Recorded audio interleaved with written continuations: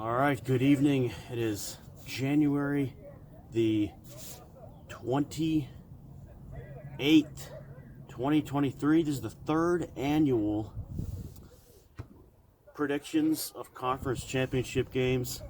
The first one was in January of 2021. Remember at the big soccer field? And then last year, I forget where that was filmed, but today is a very sunny day, low 50s here in Richmond, Virginia. And I'm coming to you on this evening as you're playing trivia, most likely. Talk about tomorrow's matchups. And like I said last Monday, I did a video talking about the Dallas-San Francisco game. There's no question that this time we have the four best teams in the NFL remaining. Now, for the college playoffs, there's maybe a little controversy this year about who should have been there. I don't know. It's still debatable. But I don't think there's any debate about the teams left, about if there's, there's not any, Cinderella, Giants sneaking in or any other seventh seed or anything like that. So, yeah, that's good to have the Elite Four in there. We have three of the four from last year returning this year, which is kind of cool. The Rams being the only team not of those four that are not returning. So let's get to the 3 o'clock Fox matchup, which is the San Francisco 49ers traveling to Philadelphia to take on the Philadelphia Eagles, who are making their first conference championship appearance since January of 2018. I can't remember who they beat that year. I don't think it was a home game either. I believe it was maybe at Lambeau, but I should have looked into that. Someone help me out with that.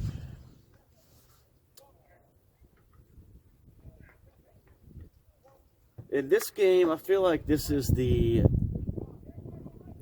easiest of the two to pick. I think this is going to be, I feel the most confident in this pick out of the two games.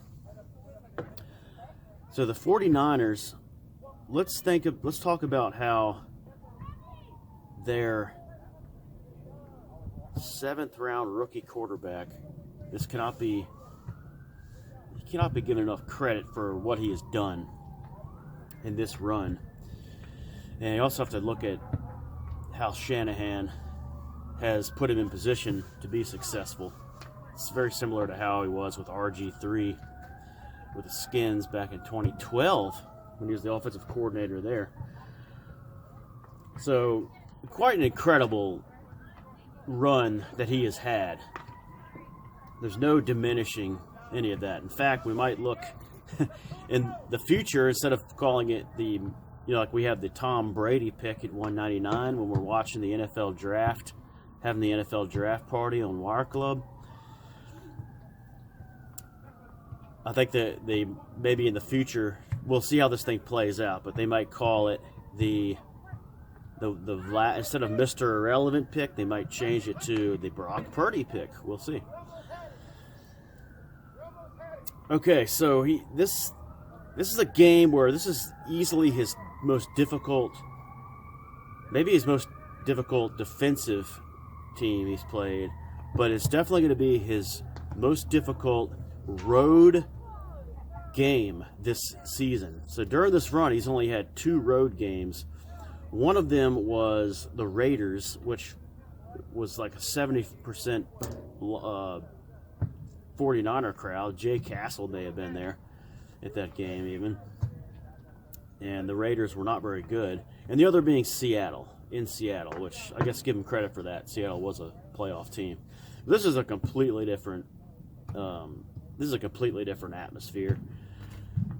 The Philly fans, you're not going to see many 49er jerseys at this game. I don't think they're going to have the courage to show up in Philadelphia for this one. Get in the middle of those. Get in the middle of that bunch. Eagles 52 is going to be there. Perhaps we'll see. Maybe he'll be at the tailgate. But again, this is going to be a very difficult. This is going to be a very difficult game for the 49ers. Now, think about watching Brock Purdy, and the few times I've watched him. This reminds me, and there's this comparison like Joe Montana. But I think about when I think about a comparison, I think about the Tom Brady in 2001, where he's really just kind of driving the car. He's not making mistakes. Short passes, playing within himself.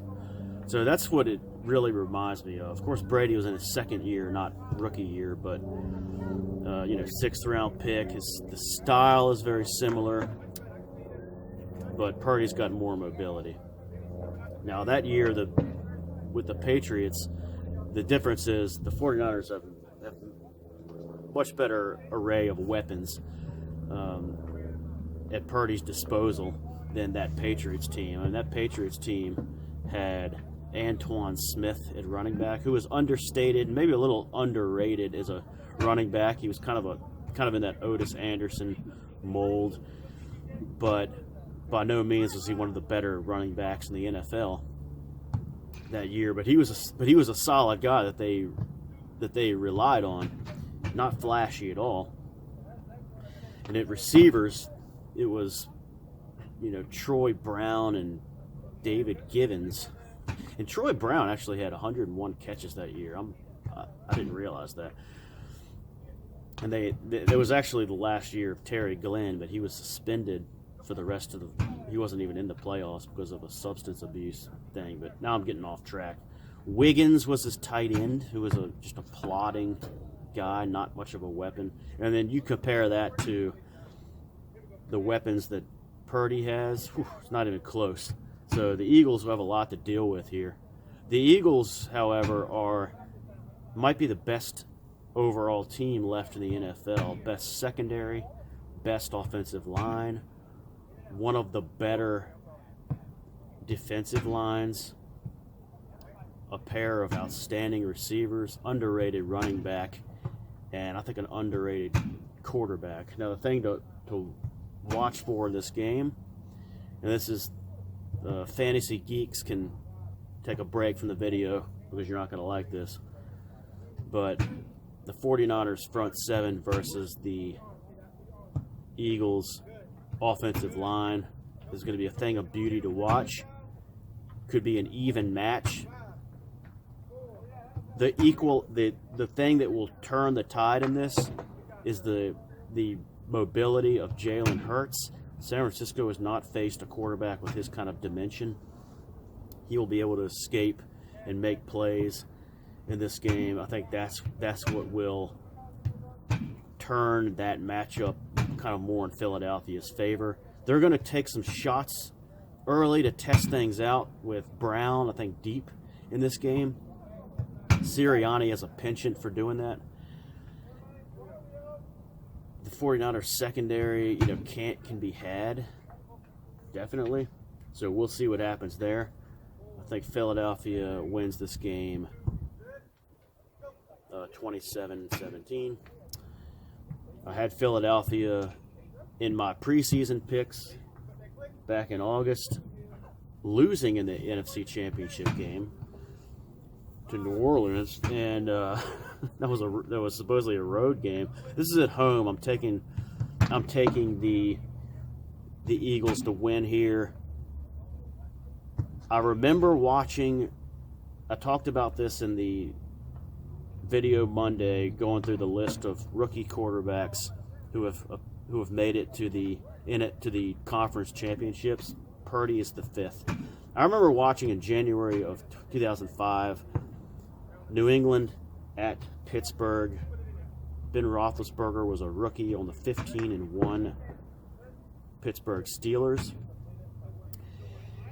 It was a pretty close game into the fourth quarter, and then Roethlisberger had a inexplicable throw an interception. I remember watching that, and even though I was pretty drunk,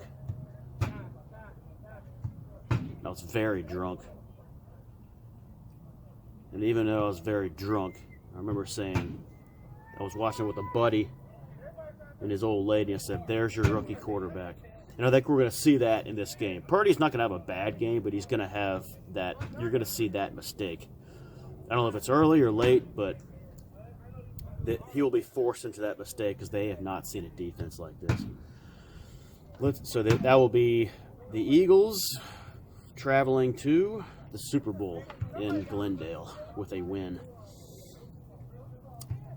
Let's go to the 6:30 game. This is going to be the Cincinnati Bengals traveling to Kansas City to play the Chiefs. This is the second year in a row.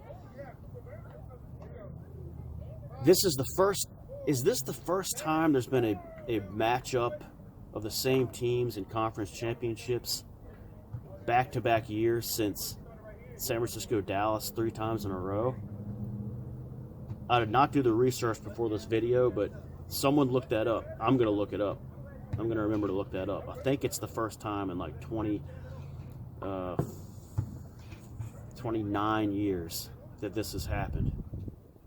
You'd think someone would have brought this up by now, but I'm just jogging my memory and thinking that maybe Baltimore and New England in the early 2010s did this.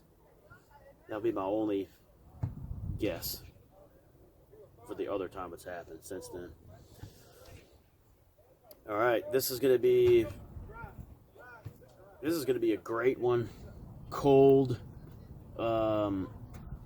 This is Andy Reid traveling. This is his 10th conference championship game. 5 with the Eagles. He was 1-4 there, and 5 already with the Chiefs. He's 2-2, trying to go 3-2. And then of course Taylor on the other side is only his second. The young team, the Bengals, still trying to, get that respect. Trying to win. This is difficult for a Super Bowl losing team to return to the Super Bowl. I think this is definitely the first time since the Buffalo Bills did it in January of 1994, and they went to their 4th in a row. If the Bengals can win this game, they would be the first Super Bowl losing team to make it back. No, I'm sorry, it was the Patriots after they lost. After they lost to the Eagles in January of 2018, they made it back in 2019 against the Rams. Okay, so it will be the first time in like 4 years. All right, a little history for you. Okay, so Joseph Burrow looking to have another big game. The Bengals can be run on. Okay, so they can, if the Chiefs can get that running game going, it's not going to be good for the Bengals in this game. Now, remember in the preseason, my preseason predictions, I had the Chiefs beating Buffalo in the AFC Championship game. Weren't many people picking the Chiefs in the preseason. I'll tell you why. It's because of the fantasy geeks. People were looking at this through the fantasy football lenses. Now, Tyreek Hill, receivers, and need receivers. Not realizing that this has been addition by subtraction for the Chiefs, where Mahomes doesn't have to always key in and feel like he needs to get the ball to Hill more. He's getting it to Kelsey. He's able to kind of distribute it more to Smith-Schuster, and then what's the other guy's name with the hyphenated name? Him as well. And don't forget McKinnon out of the backfield. And don't forget Danny Woodcock out of the backfield. Did I say Woodcock? So there's going to be a lot of things for the Bengals to contend with. Much more than the Bills last week and their overrated offense. The Bills on offense have been overrated since the beginning of the year. So Here we go. Chiefs in their 5th consecutive AFC title game. That is incredible, guys. That is unreal. That is Reed is getting into Belichick territory. I know Belichick has been in I said Reed's been in 10 of these games. I think Belichick has been in at least 12. Because I know he won. He's won 9 of them, and he lost to the Colts. He lost to the Ravens. He lost to Denver. Maybe lost one more in there. I think it's at least 12. So Reed is getting closer. He just hasn't won as many.